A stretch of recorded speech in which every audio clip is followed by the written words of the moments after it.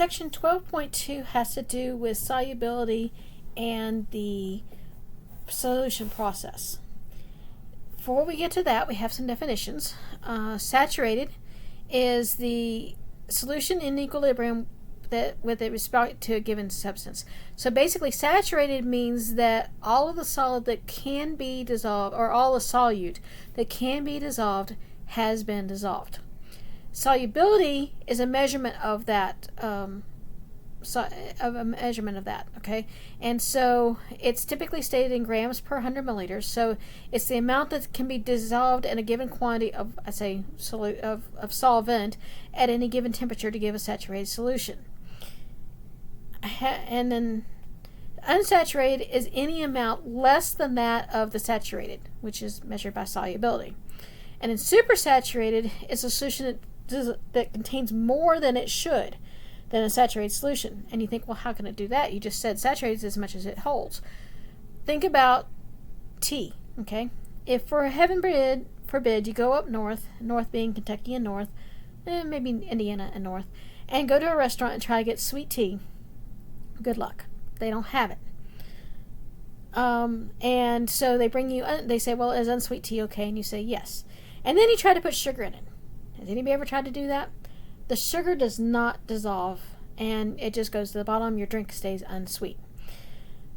Here, we make sweet tea, and the process of making sweet tea is you first heat the water to nearly boiling or boiling, depending on who teaches you how to make sweet tea. It's got to be hot water, though. And then you take that hot water and you add the sugar to that hot water. And what that does is all the sugar then will dissolve. In cooking terms, they talk about making a simple syrup. A simple syrup can be actually as much as equal parts of sugar and water. So if you use 1 cup of sugar, you use 1 cup of water. If you heat it, all that sugar will dissolve. When you cool it down, it stays in solution, and that's a supersaturated solution. So I have here some examples. I have 30 grams of sodium chloride and 100 milliliters of water, and so it all dissolves, and this is unsaturated. Okay, if I take 40 grams of sodium chloride and put it in the same new 100 milliliters of water, 36 grams of it dissolves and 4 grams of it stays on the bottom, and this is a saturated solution. So a saturated solution will typically still have solid in it, and that's because the solubility can change over temperature, and so it will always be saturated. And we would actually say that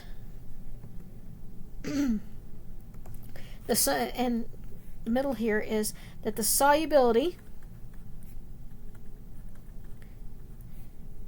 at 20 degrees C, which I got from here, of sodium chloride in water is 36 grams per 100 mLs. So the measurement there, it typically gives a temperature because of the fact that, as I said in the sugar example, a lot of times the solubility is temperature dependent. Sodium chloride happens to be one that's not, but most of them are. So I stay at the solubility at the temperature. Standard's 25 degrees. The compound, what's my solvent? Solute in the solvent, and then it's in grams per 100 milliliters. Okay, so that's solubility, or saturated versus unsaturated. Now, factors that affect the solubility. Okay, the expression is like dissolves like. What that means is that polar dissolves I'm doing that a lot. Polar and nonpolar dissolves nonpolar. But polar does not dissolve nonpolar. Okay?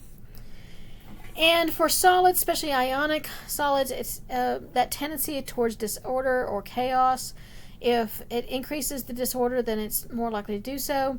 It can also be dependent on the strength of the intermolecular forces. So oil and water, we know, doesn't mix. If you make a vinaigrette and let it sit out, vinaigrette is simply an oil, usually a flavored oil like olive oil, and a flavored water solution like vinegar, okay, if you let it sit out, it forms two distinct layers, and that's what's shown here, is the fact that I have two distinct layers. I have the oil water, which is less dense, sits on top, and the water layer that sits there. Well, oil, by definition, all oils are nonpolar, okay, meaning the fact that they have a bunch of carbon, hydrogen strains, and very little else in there. And water, of course, is extremely polar with the hydrogen bonding, okay, and so this is an example of the like. These are not like, so they don't dissolve each other. I'm going to go back in the slides for just a second. Here we have acetone and we have water, okay. Acetone is, I'm trying to think what the structure is. I think it's CH3 C double bond O CH3. Okay, so it doesn't have hydrogen bonding, but it does have, I'm getting that from the structure here. It is polar because of this oxygen here. So this is the negative part and this is the nonpolar. And of course water's polar. We know water's polar. So there's a mixture there. Okay. This is methylene chloride, which is CH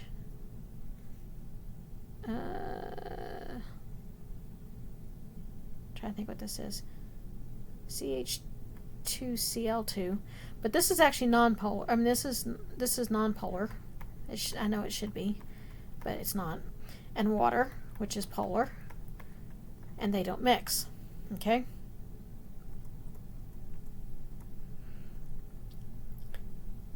So you have molecular solutions, okay, which typically are two parts that don't really interact, okay, and so those would be two nonpolar molecules.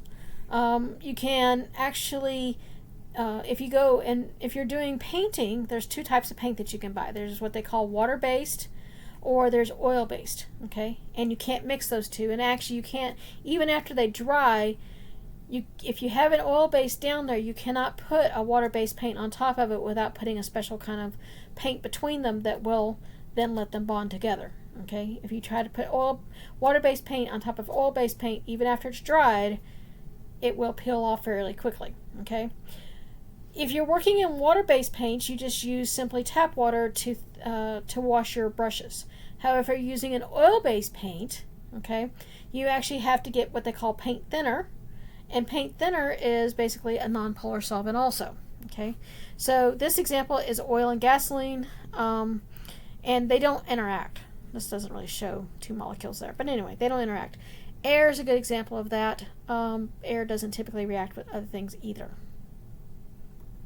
You have ionic solutions, and ionic solutions, this is called ionic because it forms ions when you dissolve it. So in 1211, we learned that when we put sodium chloride into water, that it formed Na with a plus ion, plus Cl with a minus ion. Okay.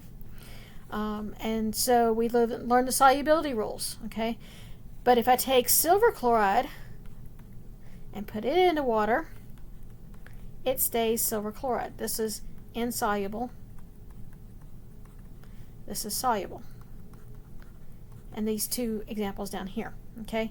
Now, the reason that one is soluble and the other is not soluble is that I have two opposing forces.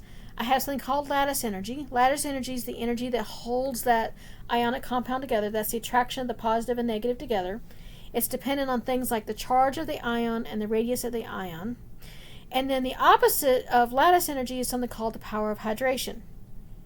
And so this is showing hydration, water molecules being polar. And again, we're typically talking about water as our solvent here. Water molecules being polar, what happens is that the sodium ion will associate itself with the negative side there, and then I'll have another molecule of water down here in which the chloride ion kind of nestles itself between the hydrogens because that's positively charged. And so that the ability of this water molecule to line up next to an ionic compound, a crystal structure, and pull these ions out is called hydration. So that's what pulls the ions from a solid into the liquid phase. However, because of this with sodium with a plus charge and chloride with a negative charge, there is an attraction because of the positive and the negative ion. And that's the lattice energy. So basically, whether something dissolves or doesn't dissolve depends on the battle between the hydration and the lattice energy. If hydration wins, so if hydration wins, it's soluble. If lattice energy wins,